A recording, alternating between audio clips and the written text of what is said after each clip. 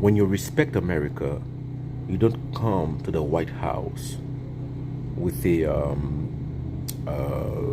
with a sweater and pants. You wear a suit and tie. Yeah. Voilà. J'imagine que c'est ce que pensait Trump lorsque le président Zelensky arriva à la Maison Blanche en pull et en pantalon. Voilà, dans les pays de l'Union européenne, on accepte ce genre de comportement démagogique. Hein. Je ne dis pas qu'il n'est pas sincère, ça peut être sincère et démagogique. Je pense que c'est démagogique. Hein. Voilà.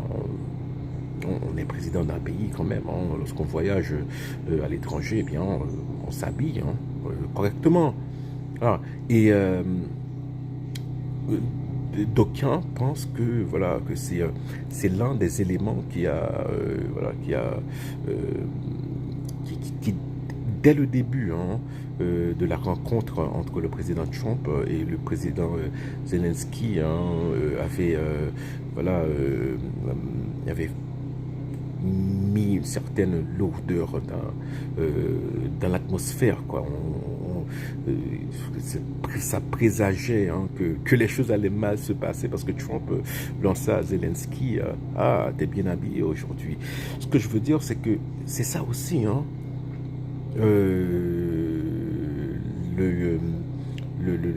la redéfinition de la soft power hein, trumpienne, hein. C'est-à-dire que on doit respecter l'Amérique hein. Et si on respecte l'Amérique, eh bien, lorsqu'on vient à la Maison Blanche, on s'habille correctement. Voilà. Sur Obama, il y avait des stars qui entraient, voilà, voilà en jean. Bon, j'imagine qu'il y a des événements où on peut s'habiller, mais lorsque ce sont des chefs d'État qui se rencontrent, voilà, c'est pas.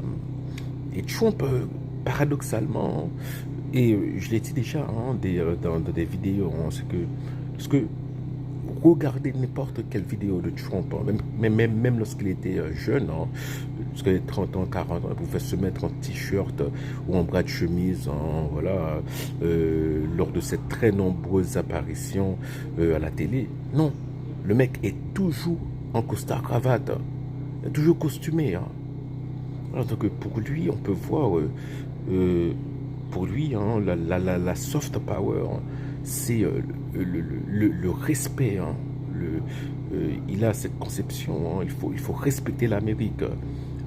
Il veut plus le respect que l'adulation et l'amour.